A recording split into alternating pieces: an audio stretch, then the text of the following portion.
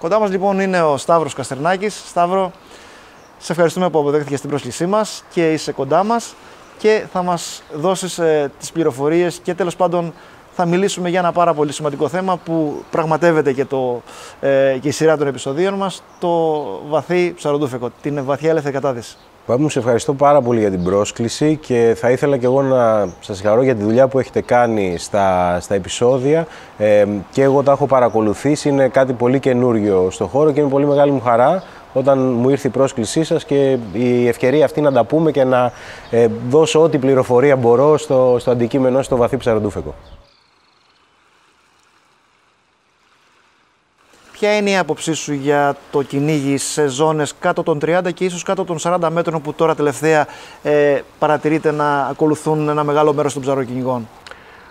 Ναι, Μπάμπη, το ψαροντούφεκο τα τελευταία 15 χρόνια έχει όντως κινηθεί σε μεγάλα βάθη και σε σημαντικό βαθμό ήταν λόγω της ενασχόλησης ψαροντουφεκάδων όλο και βαθύτερα, όλο και σε βαθύτερες ζώνες.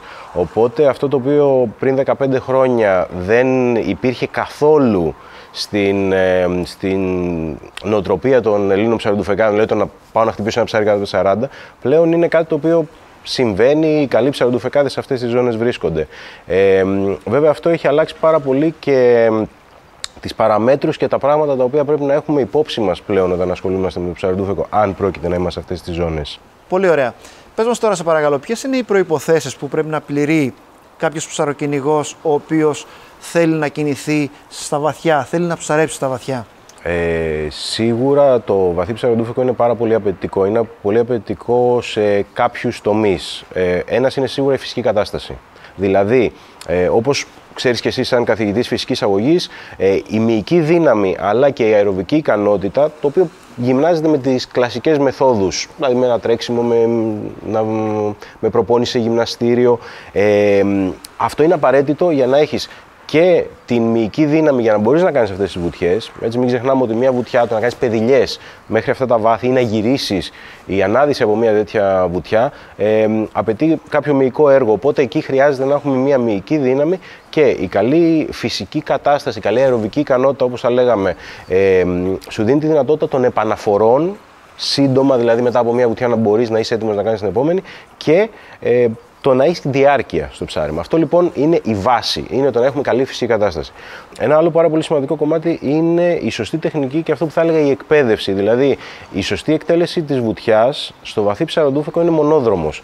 Δεν υπάρχει ενδεχόμενο να μπορείς να ψαρέψεις με ασφάλεια και αποδοτικά σε μεγάλα βάθη αν η τεχνική σου έχει λάθη, αν πνευματικά δεν μπορείς να μείνεις συγκεντρωμένος και να είσαι αποδοτικός.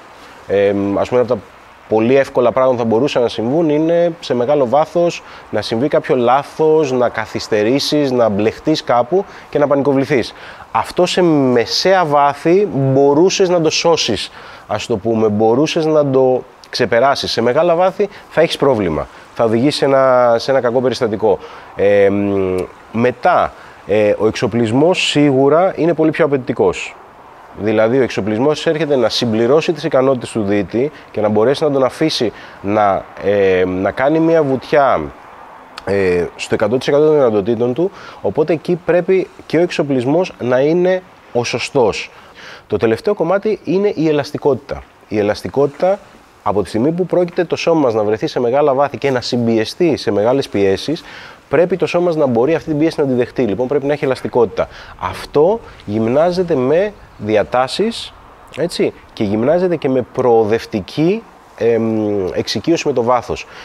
Οι ζώνες, όπως ανέφερες, κάτω των 30 και ειδικά κάτω των 40 μέτρων, δεν είναι κάτι το οποίο μπορείς να κάνεις μια πολύ γρήγορη μετάβαση από ένα ψάρεμα 15-20 μέτρων ξαφνικά να βρεθείς σε 40, ακόμα και αν έχεις όλες τις σωματικές και απνεϊστικές ικανότητες. Χρειάζεται λοιπόν και το θέμα της προσαρμογής στο βάθος.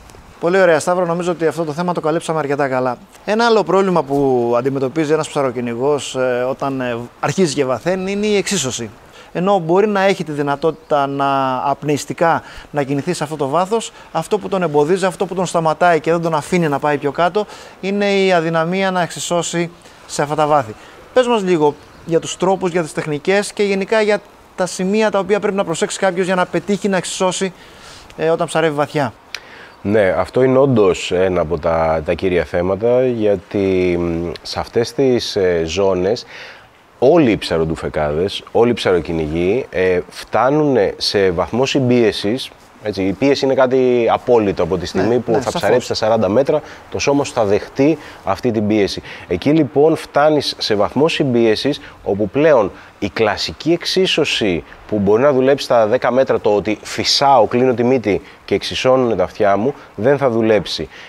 Για τον απλούστατο λόγο είσαι τόσο συμπιεσμένος που δεν μπορείς να φυσήξεις. Εκεί λοιπόν πρέπει να πάμε σε άλλες τεχνικές εξίσωσης. Το πιο αποτελεσματικό, που είναι και η τεχνική που χρησιμοποιούμε και στη βαθιά ελεύθερη κατάδυση για να πάμε σε πολύ μεγαλύτερα βάθη, είναι το να συνδυάσουμε την εξίσωση Φρέντζελ, η οποία εξίσωση Φρέντζελ χρησιμοποιεί τον αέρα που έχει στο στόμα σου, πάλι κλείνοντας τη μύτη, αλλά πιέζουμε μόνο αυτόν τον αέρα, χωρίς να χρησιμοποιούμε καθόλου τους πνεύμονές μας. Οπότε σφραγγίζουμε στο λαιμό, πιέζουμε τον αέρα χρησιμοποιώντας μάγουλα και γλώσσα προς τα πίσω για να εξισώσουμε. Εκεί τώρα, αυτό που έχω δει στα σχολεία που κάνω, ο περισσότερος κόσμος που έχει ασχοληθεί με ψάρεμα, ακόμα και στα 15 μέτρα, καταλήγει να κάνει εξίσωση Φρέντζελ χωρίς να το καταλαβαίνει. Ένα κλασικό που θα δούμε όταν κάνουμε εξίσωση Φρέντζελ, κλείνοντας τη μύτη και φυσώντας, βλέπουμε μια κίνηση στο λαιμό, μια κίνηση στην περιοχή εδώ στο λαρύγγι. Αυτό είναι το κλείσιμο του λαιμού και η απομόνωση των πνευμόνων. Οπότε εκεί πέρα ξέρουμε ότι κάνουμε Φρέντζελ. Τώρα, ακόμα και αυτή η εξίσωση σε μεγάλα βάθη δεν θα δουλέψει, γιατί απλά θα ξεμείνουμε από όγκο αέρα λόγω συμπίεσης. Εκεί λοιπόν χρειάζεται να το συνδυάσουμε κάτι άλλο. Αυτό είναι η τεχνική η οποία ονομάζεται mouthfeel, που δεν είναι τίποτα άλλο από το να φέρω αέρα και να τον αποθηκεύσω στο στόμα σε βάθη που ακόμα έχω τη δυνατότητα, που μπορώ να φέρω, να σηκώσω αέρα από τους πνεύμονες, και να χρησιμοποιήσω λοιπόν αυτόν τον αέρα μετά για όλες τις εξισώσεις από εκεί και πέρα. Αυτό λοιπόν σε μια βουτιά, όπως ανέφερε, στη ζώνη των 40 μέτρων, αυτό που θα κάναμε είναι, καθώς καταδύομαι περίπου στα 20 με 25 μέτρα, θα γέμιζα το στόμα μου με αέρα και πραγματικά κατεβαίνοντας, η εικόνα θα ήταν να γεμίσουν μάγουλα με αέρα, και μετά θα χρησιμοποιώ μόνο αυτόν τον αέρα με την κλασική Φρέντζελ, όπως κάνεις και σε ρηχότερες ζώνες, για να μπορέσεις να εξισώσεις. Αυτή η τεχνική έχει το μεγάλο προτέρημα ότι επειδή ξεκόβει τελείως τη χρήση των μειών στους πνεύμονες, μας προφυλάσσει από βαροτράματα στους πνεύμονες. Δηλαδή, πολλοί κόσμος που καταλήγει να έχει τραυματισμούς στους πνεύμονες και αιμοπτήσεις, ο λόγος είναι ότι προσπαθεί να κάνει κλασικές τεχνικές εξίσωσης σε βάθη πολύ μεγάλα. Έτσι, οπότε αυτό δεν είναι μόνο τεχνική η οποία θα σου επιτρέψει να φτάσει σε αυτό το βάθος, είναι τεχνική που θα σε προστατεύσει και από τραυματισμούς. Ωραία. Πάμε τώρα σε ένα άλλο σημαντικό κεφάλαιο, που είναι η ρύθμιση της πλευστότητας. Σταθερά βάρη ή εναλλασσόμενα βάρη. Είναι δύο τρόποι που μπορεί να καταδυθεί κάποιος στα βαθιά.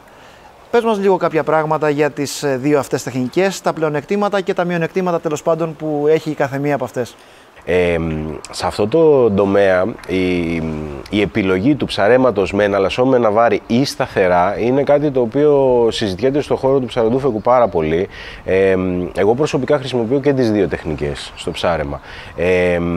Αυτό το οποίο θα έλεγα είναι ότι τα εναλλασσόμενα βάρη είναι ένα πάρα πολύ καλό εργαλείο για συγκεκριμένα ψαρέματα. Απλά πάντα αυτό που θεωρώ σαν βάση του ψαροντουφεκά είναι η ικανότητα να κάνει βουτιές με σταθερά βάρη. Εκεί που μπαίνουν σε επικίνδυνα νερά, ας πούμε, αρκετοί ψαροντουφεκάδες όταν ξεκινάνε να χρησιμοποιούν εναλλασσόμενα, είναι το ότι αμελούν τελείως βουτιές με σταθερά βάρη, το οποίο έχει αρνητικό αποτέλεσμα στην ικανότητά τους. Δηλαδή, με απλά λόγια, ξεσυνηθίζεις να καταδύεσαι με πεδιλιές, ξεσυνηθίζεις την αίσθηση μιας βουτιάς κλασικής με σταθερά βάρη, η οποία είναι λίγο πιο δύσκολη, οπότε αυτό σε κάνει να χάνεις ικανότητες που είχες σίγουρα στα πρώτα σου βήματα σαν ψαροντουφεκάς. Από εκεί και πέρα, τα εναλλασσόμενα σίγουρα είναι μια τεχνική την οποία, όπως είπα, χρησιμοποιώ και εγώ και προτείνω για δύο λόγους. Ένα είναι η ασφάλεια. Σίγουρα μια βουτιά την οποία την κάνεις με εναλλασσόμενα στο ίδιο βάθος με μια βουτιά που την κάνεις με σταθερά βάρη, αν δεν κάνεις κάτι πολύ κακό στην εκτέλεσή της, δηλαδή να κάνεις ένα πάρα πολύ μεγάλο χρόνο βυθού για κάποιο λόγο, θα βγει πιο ασφαλής από μια βουτιά την οποία έκανες με σταθερά. Αυτό που πρέπει να προσέχουμε σε βουτιές με εναλλασσόμενα που, όπως λέω, το χρησιμοποιώ και το θεωρώ μια καλή τεχνική, είναι τα βάθη τα οποία κινούμαστε. Σίγουρα, επειδή θα νιώθεις πιο άνετα σε αυτή τη βουτιά, αρκετοί ψαροντουφεκάδες όταν πρωτοχρησιμοποιούν εναλλασσόμενα μπαίνουν στην παγίδα το να κινηθούν σε βάθη στα οποία δεν πηγαίνουν κανονικά με σταθερά, δεν μπορούν καν να κάνουν μια τέτοια βουτιά. Εκεί έχουμε τον κίνδυνο, καταρχήν τον σωματικό, της εξοικείωσης με την πίεση, δηλαδή το σώμα σου απλά δεν έχει ελαστικότητα να πάει σε αυτά τα βάθη, οπότε με εναλλασσόμενα, αν κάνουμε μεγάλα άλματα, ένα παράδειγμα, ένας ψαροντουφεκάς ο οποίος ψαρεύει κανονικά σταθερά βάρη στα 30 μέτρα, ξεκινάει να χρησιμοποιεί εναλλασσόμενα και βρίσκεται ξαφνικά στα 40-45 μέτρα. Η συμπίεση είναι πάρα πολύ μεγαλύτερη σε σχέση με τις προηγούμενες βουτιές του, οπότε εκεί κινδυνεύει από τραυματισμούς. Οπότε τα εναλλασσόμενα, ναι, πολύ καλό εργαλείο, αλλά δεν είναι για να μας πάει σε βάθη τα οποία δεν έχουμε καμία επαφή στις κανονικές μας βουτιές. Το άλλο σημείο το οποίο πρέπει να προσέξουμε πάρα πολύ στα εναλλασσόμενα βάρη είναι ότι επειδή σε βάζει σε μια διαδικασία να μπορείς να κάνεις πιο εύκολα βαθιές βουτιές, υπάρχει αρκετά μεγάλος κίνδυνος νόσου δυτών. Δηλαδή, ο δίτης ο οποίος κάνοντας μια βουτιά σε μεγάλα βάθη εύκολα και γυρνάει στην επιφάνεια, νιώθει φρέσκος, ξεκούραστος και μπορεί να την επαναλάβει σύντομα, μπαίνει σε επικίνδυνη περιοχή για να κάνει βουτιές που θα οδηγήσουν σε νόσο δυτών. Είναι πάρα πολύ σημαντικό. Πάρα πολύ σημαντικό. Ένα πράγμα που θέλω να πω κλείνοντας για τα εναλλασσόμενα βάρη είναι ότι σαν τεχνική τη θεωρώ ίσως την πιο εξελιγμένη και την πιο δύσκολη στις τεχνικές που έχουμε στη διάθεσή μας στο ψαροντούφεκο. Οπότε δεν είναι σίγουρα μια τεχνική που θα πρότεινα σε κάποιον ο οποίος τώρα κάνει τα πρώτα βήματά του ή τώρα αποκτά εμπειρία. Σίγουρα. Μπαίνεις σε ζώνες και βάθους αλλά και βουτιών στις οποίες δεν είσαι γνώριμος, οπότε εκεί μετά αυξάνονται πάρα πολύ οι κίνδυνοι. Σταύρο, σε ευχαριστούμε πάρα πολύ για την παρουσία σου στο σημερινό μας επεισόδιο. Ήταν πάρα πολύ διαφωτιστικά και χρήσιμα τα όσα μας είπες. Θα συνεχίσουμε και θα ολοκληρώσουμε το θέμα σε κάποιο από τα επόμενα επεισόδια. Θα ήθελα να σου ευχηθώ καλή συνέχεια σε όσα κάνεις και με όσα ασχολείσαι. Επίσης, προσωπικά θα ήθελα να σου ευχηθώ να υποδεχθείς με τον καλό το γιο που από ό,τι γνωρίζω σε 2 μήνες θα γεννηθεί. Μπάμπη μου, σε ευχαριστώ και εγώ πάρα πολύ για τη φιλοξενία. Ήταν πολύ χρήσιμη, μου φαίνεται, αυτή η κουβέντα που κάναμε και όντως, επειδή έχουμε και κάποια άλλα πράγματα να πούμε, ελπίζω να έχουμε ευκαιρία σε κάποιο επόμενο επεισόδιο να ξαναείμαστε μαζί. Σίγουρα. Να είσαι καλά.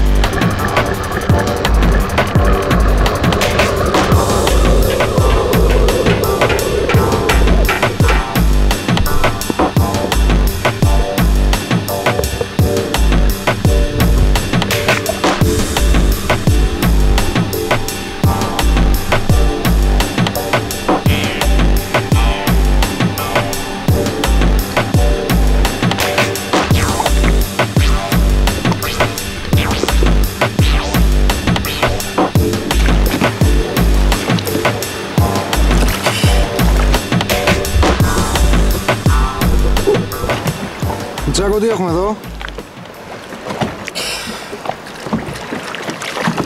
Ένα σικιούλι. Καλώς το παιδί. Πρέπει να είναι ο κολλητός του ροφού που είχα την άλλη φορά. Θέλεις να τον νιώσεις, να κάνει τίκι τίκι τίκι τίκι. Χτυπάει. Χτυπάνε τα καρβουνάκια. Ναι. Καλώς. Ωραία.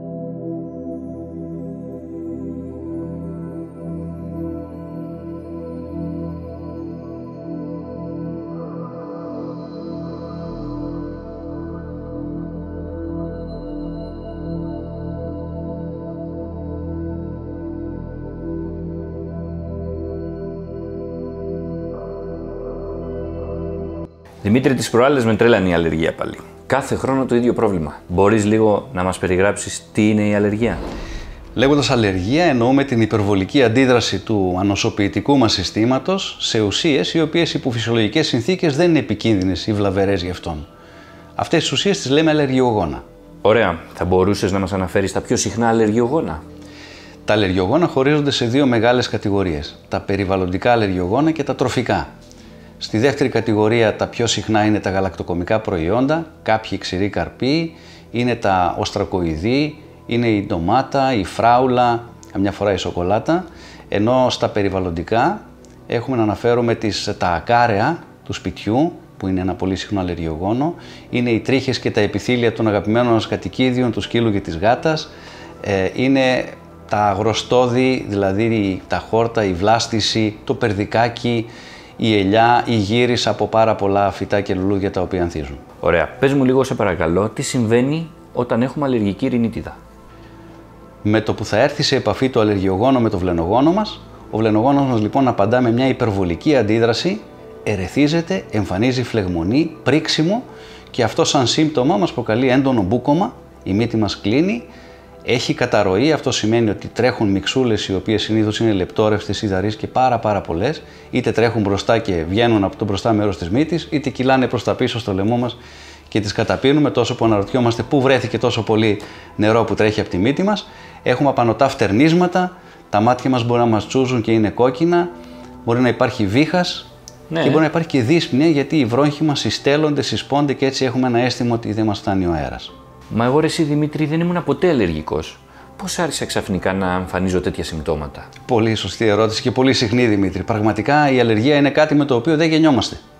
Και δεν υπάρχει και μέση ηλικία έναρξης της αλλεργικής αντίδρασης. Άρα κάποιος μπορεί να γίνει αλλεργικός στα 10 του, στα 20, στα 30, στα 40, στα 50 ή και αργότερα ακόμη. Ωραία. Υπάρχουν λοιπόν παράγοντες ή καταστάσεις που συμβάλλουν στο να εμφανίσω πιο γρήγορα ή πιο έντονα αυτές τις αλλεργικές αντιδράσεις?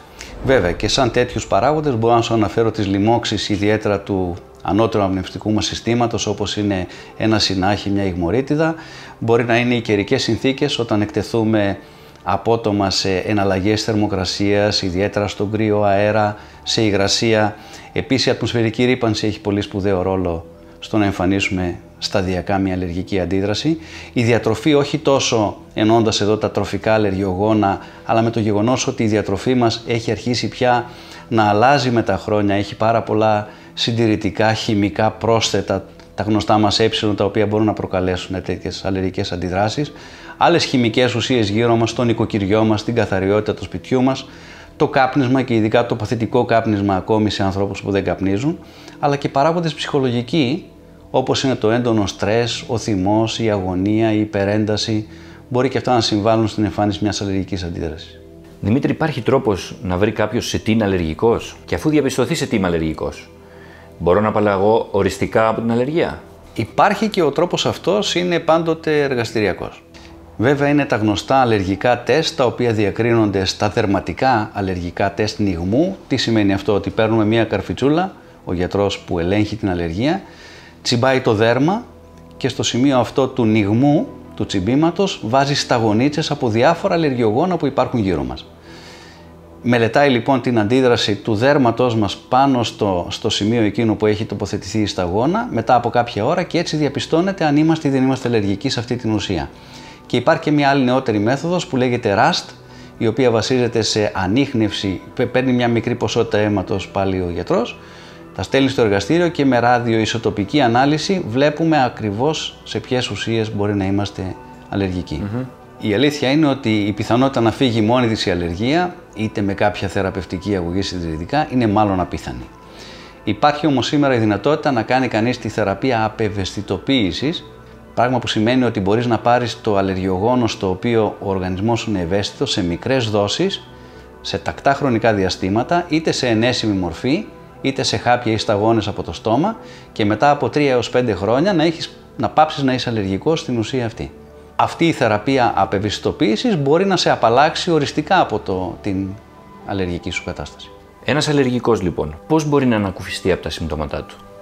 Και εδώ λοιπόν ισχύει ο κανόνας ότι η πρόληψη είναι πάντοτε καλύτερη από τη θεραπεία. Πρόληψη στην περίπτωση αλλεργίας σημαίνει να προσπαθήσω, αν είναι εφικτό, να αποφύγω τα αλλεργιογόνα τα οποία μπορεί να με κάνουν ευαίσθητο και να έχουν αντίδραση. Στα τρόφιμα αυτό είναι εφικτό, στα τροφικά αλλεργιογόνα. Μπορώ να μην φάω ντομάτα, αν είμαι ευαίσθητος σε αυτήν, μπορώ να μην φάω κάποιους ξηρούς καρπούς. Στα αλλεργιογόνα που κυκλοφορούν στον αέρα δεν είναι πάντα εφικτό. Δεν μπορώ να αποφύγω την ελιά την περίοδο της ανθοφορίας της, αλλά στο σπίτι μου μπορώ ενδεχομένως να αποφύγω το άκαρι αερίζοντας και λιάζοντας καθημερινά το χώρο. Κάμια φορά η απόφαση αυτή μπορεί να είναι επώδυνη, βέβαια, γιατί μπορεί να αφορά απομάκρυνση του αγαπημένου μου κατοικίδιου. Είτε αυτό είναι σκύλος, είτε είναι γάτα. Πάντως, αν εμφανιστούν τα συμπτώματα, υπάρχει μια πλειάδα φαρμάκων που μπορεί να με βοηθήσει και αυτά είναι τα αντισταμινικά, είναι τα αποσυμφορητικά, έχουν ή δεν έχουν κορτιζόνη σε μορφή σπρέι, αλλά και άλλα φάρμακα όπως τα βρόχοδιασταλτικά, εισπνεόμενη δηλαδή κορτιζόνη ή ακόμα και κορτιζόνη από το στόμα ή σε ενέσιμη μορφή. Περνώντας τώρα στο ψαρευτικό κομμάτι, πότε μπορεί ένας αλλεργικός να πάει για βουτιά? Ωραία, αρχίζουν τα ενδιαφέροντα λοιπόν εδώ. Η αλήθεια είναι ότι καλό είναι να μην επιλέξουμε να πάμε στο ψάρεμα όταν τα συμπτώματά μας είναι σε έξαρση, όταν είμαστε στο πικ των συμπτωμάτων μας. Άρα λοιπόν τις μέρες που η μύτη είναι έντονα μπουκωμένη, που τα μάτια μου κλαίνε συνεχώς, που τα φτερνίσματα διαδέχονται το ένα στο άλλο, είναι καλύτερα να μείνουμε σπίτι ή να μείνουμε στη βάρκα κάνοντας μόνο το βαρκάρι στους υπόλοιπους. Από εκεί και πέρα, όταν τα συμπτώματα αρχίζουν να υποχωρούν, αυτό σημαίνει ότι μετά από 2 ή 3 ημέρες της κατάλληλης αγωγής που θα έχω πάρει, μπορώ να βρεθώ στη θάλασσα με ασφάλεια. Έστω λοιπόν ότι δεν έχουμε συμπτώματα έντονα και μας επιτρέπεται να πάμε για ψάρεμα. Κατά τη διάρκεια του ψαρέματος όμως εμφανίζονται κάποια συμπτώματα όπως καταρροή ή μπούκωμα. Τι γίνεται τότε, τι πρέπει να κάνουμε? Το έχω. Βγαίνεις έξω, πας στο κοντινότερο ψαράδικο, αγοράζεις 2 ψαράκια να μην φας παντοφλιά στο σπίτι και γυρνάς ήσυχος και ωραίος. Λοιπόν, για να σοβαρευτούμε όμως τώρα, όντως είναι ένα ρίσκο, αν τα συμπτώματά σου είναι έντονα, να επιλέξεις να συνεχίσεις τη βουτιά σου και το ψάρεμά σου εκείνη τη μέρα, αλλά αν πρέπει με κάποιο τρόπο να το ολοκληρώσεις, θα πρέπει να θυμάσαι πάντα να είσαι καλά ενυδατωμένος, πράγμα που έχει πολύ μεγάλη σημασία και εδώ, και μπορείς εναλλακτικά να χρησιμοποιήσεις μία ταμπλέτα αντισταμινικού χαπιού, και αν δεν έχεις πάρει όμως λίγες ώρες πριν για να μην εμφανίσει συνέργεια και αθροιστική δράση, ή μία ταμπλέτα κορτιζόνης εναλλακτικά, και μπορείς με μέτρο και χωρίς να ξεπεράσεις πάρα πολύ τους προβλεπόμενους χρόνους να χρησιμοποιήσεις ένα αποσυμφορητικό σπρέι που μπορεί να έχει ή να μην έχει κορτιζόνη. Πες μου κάτι άλλο, είναι ασφαλής η χρήση αντιαλλεργικών φαρμάκων κατά τη διάρκεια της βουτιάς? Δημήτρη, πάρα πολύ ωραία ερώτηση και σε ευχαριστώ πολύ για την ευκαιρία που μου δίνεις να βάλουμε τα πράγματα στη σωστή τους θέση. Η αλήθεια είναι ότι για κανένα φάρμακο δεν έχει μελετηθεί από οποιαδήποτε φαρμακευτική εταιρεία αν είναι ασφαλής η χρήση του στο υπερβαρικό περιβάλλον. Άρα βασική αρχή, και αυτό πρέπει να περάσει σαν μήνυμα, είναι ότι εμείς οφείλουμε να βουτάμε παρθένοι από φάρμακα. Το φάρμακο είναι αναγκαίο κακό για να ολοκληρώσουμε μια διαδικασία η οποία είναι σε εξέλιξη, όχι για να την καταστήσουμε εφικτή. Τελειώνοντας, θα ήθελα να σου αναφέρω κάτι που μου είχε προτείνει ένας γιατρός παλιότερα σχετικά με την αλλεργία. Ότι θα πρέπει να πάψω να βουτάω. Ισχύει κάτι τέτοιο? Η αλήθεια είναι, Δημήτρη, ότι η πιο ασφαλής απάντηση που μπορεί να δώσουμε εμείς οι γιατροί για να έχουμε το κεφάλι μας ήσυχο είναι ότι εφόσον έχεις ένα συγκεκριμένο θέμα, μην ψαρεύεις. Αλλά εγώ, σαν ψαροκυνηγός, και επειδή μοιράζομαι την ίδια αγάπη με σένα, τουλάχιστον, έχω να πω το εξής, ότι δεν είναι σωστό να αποκλείουμε ομάδες ολόκληρες από ανθρώπων που έχουν ήπια προβλήματα, βαφτίζοντάς τους ακατάλληλους για ψάρεμα. Σε συνεννόηση με τον ειδικό γιατρό και με την κατάλληλη και προσεκτική λήψη των φαρμάκων που μας προτείνει, νομίζω ότι μπορούμε να απολαύσουμε αυτό που κάνουμε χωρίς να βάζουμε τον εαυτό μας σε κίνδυνο. Δημήτρη, σε ευχαριστούμε πάρα πολύ για τις πολύτιμες συμβουλές σου. Ήταν απόλυτα κατανοητές και πρακτικές. Δημήτρη μου, μην το συζητάς. Είναι πάντα χαρά μου να βρίσκομαι κοντά σας σε οτιδήποτε χρειαστεί.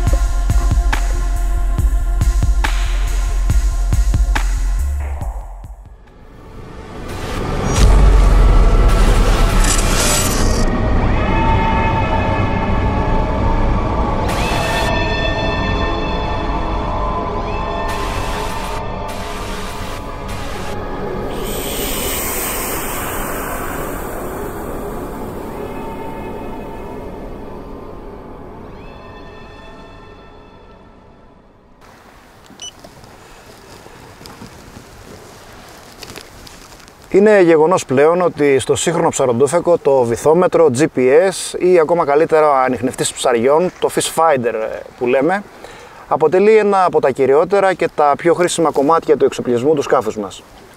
Εκτός του ότι μας προσφέρει πλοήγηση με ασφάλεια και ακρίβεια, συμβάλλει και καταλυτικά στην επιτυχή έκβαση των ψαρευτικών μας εξορμήσεων, και αυτό γιατί πολύ απλά μας βοηθάει να επιλέξουμε πού υπάρχει ενδιαφέρον στο βυθό για να βουτήξουμε.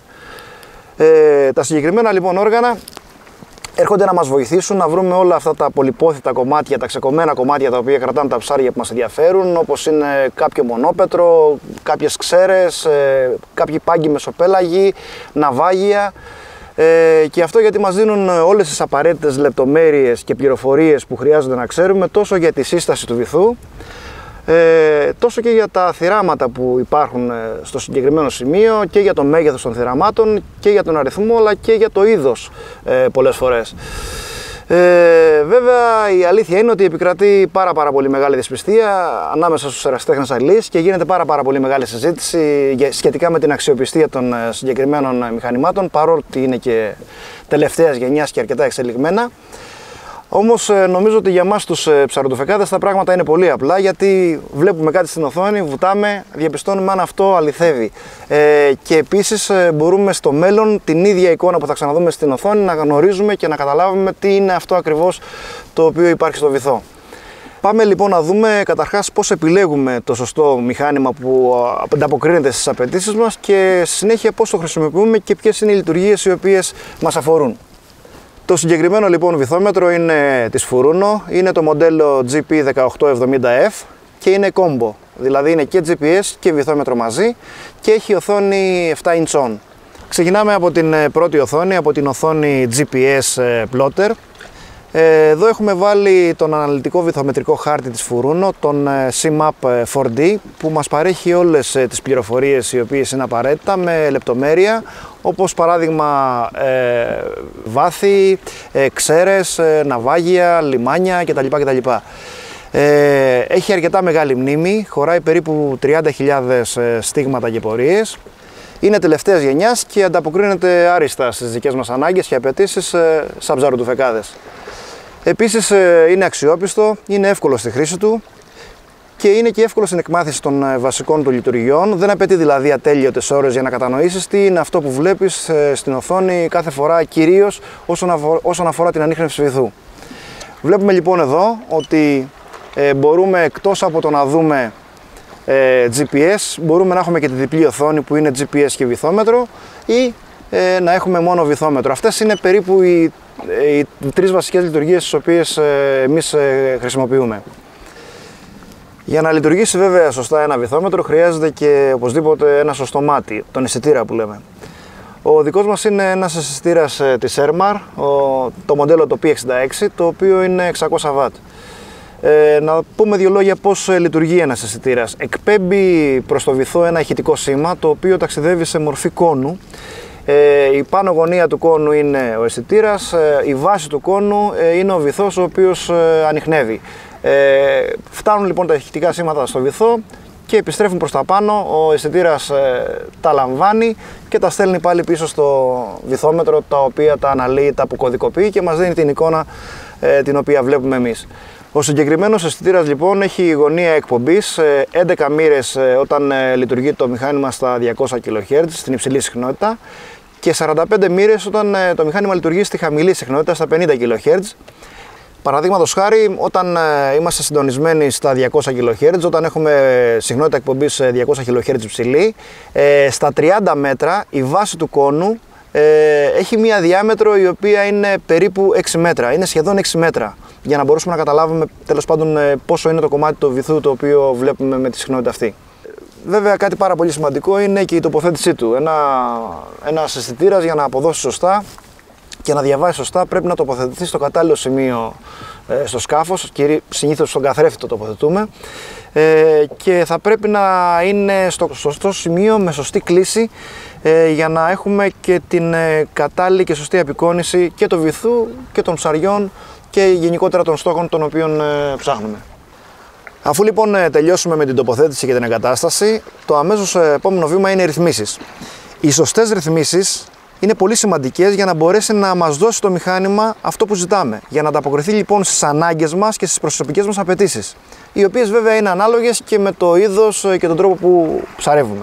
Και εδώ αρχίζουν τα δύσκολα, μιας και κάτι τέτοιο απαιτεί αρκετό χρόνο, ψάξιμο, υπομονή, επιμονή, αλλά είναι όμως πάρα πολύ σημαντικό, μιας και το όργανο για να ανιχνεύσει σωστά, για να αποδώσει, χρειάζεται να διαφοροποιούμε πάρα πολύ συχνά τις ρυθμίσεις. Ανάλογα βέβαια με το βάθος, ανάλογα με το είδος του βυθού, τα ρεύματα που επικρατούν στην περιοχή, τα θυράματα, στόχους που ψάχνουμε γενικότερα. Με λίγα λόγια, μία ρύθμιση για όλα δεν υπάρχει. Χρειάζεται συνέχεια τροποποίηση. Συνέχεια να ψάχνουμε. Βέβαια, στην αρχή, για να μπορέσουμε να κατανοήσουμε γρήγορα και σωστά τι είναι αυτό που βλέπουμε στην οθόνη, θα χρειαστούμε, η αλήθεια είναι, μία βοήθεια. Μία εκπαίδευση, θα έλεγα καλύτερα, από κάποιον έμπειρο χρήστη, από κάποιον καλό γνώστη του συγκεκριμένου τύπου οργάνου, ο οποίος θα μας βοηθήσει και θα μας δώσει τις κατάλληλες γνώσεις, ούτως ώστε να μπορέσουμε στη συνέχεια να εξελιχθούμε και εμείς επάνω στη χρήση του. Στον τομέα αυτό λοιπόν εμείς είχαμε την τύχη να έχουμε βοήθεια από τον Δημήτρη τον Σπύρο από την Κέρκυρα, τον οποίον ευχαριστούμε και πολύ. Ο Δημήτρης, εκτός από πολύ καλός ψαράς, είναι και μεγάλος δάσκαλος του βυθομέτρου, γνώστης. Μας έδωσε λοιπόν όλες τις πληροφορίες και ό,τι χρειαζόταν, ούτως ώστε να μπορέσουμε και να κάνουμε σωστή εγκατάσταση και τοποθέτηση, που είναι πάρα πολύ βασικό, όπως είπαμε και προηγουμένως, αλλά και μας έδωσε να καταλάβουμε και ποια είναι τα κυριότερα μυστικά τα οποία κάνουν τη διαφορά για έναν χρήστη ο οποίος έχει απαιτήσεις. Πάμε λοιπόν να δούμε πώς εμείς χρησιμοποιούμε το συγκεκριμένο μηχάνημα, ποιες είναι οι βασικές λειτουργίες του, ποιες είναι οι πληροφορίες που μας δίνει και πώς τις αξιοποιούμε για να έχουμε τα αποτελέσματα τα οποία είναι τα επιθυμητά. Αυτή λοιπόν είναι η οθόνη του ανιχνευτή ψαριών, του Fish Finder. Δεξιά βλέπουμε το A-Scope. Η οθόνη A-Scope μας δείχνει αυτό που υπάρχει εκείνη ακριβώς τη στιγμή κάτω από τη βάρκα. Αριστερά βλέπουμε ότι υπάρχει αυτόματη κλίμακα. Έχουμε συντονίσει τη συσκευή σε αυτόματη κλίμακα βάθους. Η συχνότητα εδώ που φαίνεται, το High F, σημαίνει ότι δουλεύουμε σε υψηλή συχνότητα στα 200 kHz, η οποία να σημειώσω ότι είναι και η συχνότητα που εμείς χρησιμοποιούμε πιο συχνά στο ψαροτούφεκο, μιας και γενικότερα ανιχνεύουμε ρηχά νερά και η συγκεκριμένη συχνότητα μας δίνει καλύτερη ανάλυση. Τέρμα αριστερά βλέπουμε τη χρωματική παλέτα. Πρέπει να γνωρίζουμε τι σημαίνουν τα χρώματα για να μπορέσουμε να αναγνωρίσουμε τους στόχους. Τα σκούρα χρώματα, όσο δηλαδή γίνονται πιο σκούρα τα χρώματα, αυτό σημαίνει ότι υπάρχει και μεγαλύτερη σκληρότητα. Έτσι, όταν βλέπουμε σκούρο καφέ, σκούρο κόκκινο, η σκληρότητα του στόχου είναι ακόμα μεγαλύτερη. Στο μέσον βλέπουμε το ανάγλυφο του βυθού, το οποίο βέβαια αυτό το ανάγλυφο δεν είναι αυτό που υπάρχει κάτω από τη βάρκα, είναι αυτό που ήδη έχουμε περάσει, δηλαδή αυτό εδώ είναι το ιστορικό. Όπως είπαμε προηγουμένως, αυτό που βλέπουμε κάτω από τη βάρκα είναι αυτό που δείχνει το A-Scope. Επίσης εδώ βλέπουμε ένα μικρό νομεράκι κόκκινο που λέει 12. Αυτή είναι μια πάρα πολύ σημαντική λειτουργία του συγκεκριμένου μηχανήματος, η οποία ονομάζεται και AccuFish. Αυτά είναι τα εκατοστά, ουσιαστικά δείχνει τα ψάρια, έτσι, και δείχνει τα εκατοστά, δείχνει το μέγεθος των ψαριών, χωρίς καν το βυθόμετρο να μπορέσει να έχει δημιουργήσει αυτό που ως γνωστόν βλέπουμε πάρα πολλές φορές, τις αψίδες που μας δείχνουν τα ψάρια. Αριστερά κάτω υπάρχει η ένδειξη του βάθους. Εδώ βλέπουμε ότι είμαστε στα 8,3 μέτρα. Και βέβαια υπάρχουν και κάποιες πληροφορίες και σε αυτή την οθόνη, τις οποίες κάποια πλαίσια δεδομένων, τα οποία επιλέγουμε εμείς ποιες θα είναι. Συγκεκριμένα εδώ βλέπουμε τη θερμοκρασία, είναι 16,9, έχει ήδη ανέβει αρκετά, και βλέπουμε και την ταχύτητα. Τέλος, στο κάτω μέρος της οθόνης, αυτό εδώ το διάγραμμα που βλέπουμε, είναι μια πάρα πολύ σημαντική λειτουργία, η οποία ονομάζεται BDS ή ακόμα καλύτερα Bottom Discrimination Sounder, όπου για αυτό θα μιλήσουμε σε επόμενο επεισόδιο, καθώς επίσης και για τις υπόλοιπες χρήσιμες λειτουργίες που μας αφορούν. Ακόμα θα αντιπαραβάλλουμε τις εικόνες που μας δείχνει ο ανιχνευτής ψαριών με τις εικόνες που εμείς βλέπουμε στο βυθό.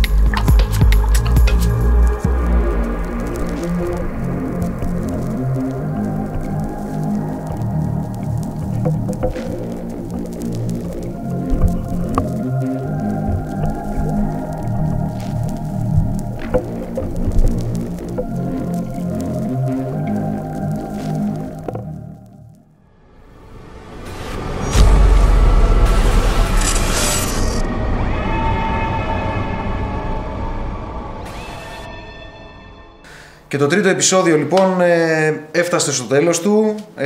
Για σας το γυαλί, για μας εδώ στο μοντάζ. Τα κρύα φύγανε, έχει μπει άνοιξη, σιγά σιγά καλοκαιράκι. Ευχαριστούμε πάρα πολύ για τη θέαση. Μάιος είναι, θα περάσει, λίγες μόνο μέρες μείνανε. Ωστόσο μπορείτε να βλέπετε βιντεάκια όπως και εμείς. Και προσοχή, ποτέ δεν πρέπει να ξεχνάμε ότι όλα αυτά δεν έχουν καμία αξία μπροστά στη ζωή μας, έτσι. Και ότι κάθε φορά που καταδιόμαστε ζούμε υπό προϋποθέσεις. Γι' αυτό λοιπόν μεγάλη προσοχή στα μέτρα ασφαλείας και επιλέγουμε πάντα καλό ζευγάρι. Ευχαριστούμε πολύ. Να είστε καλά, παιδιά.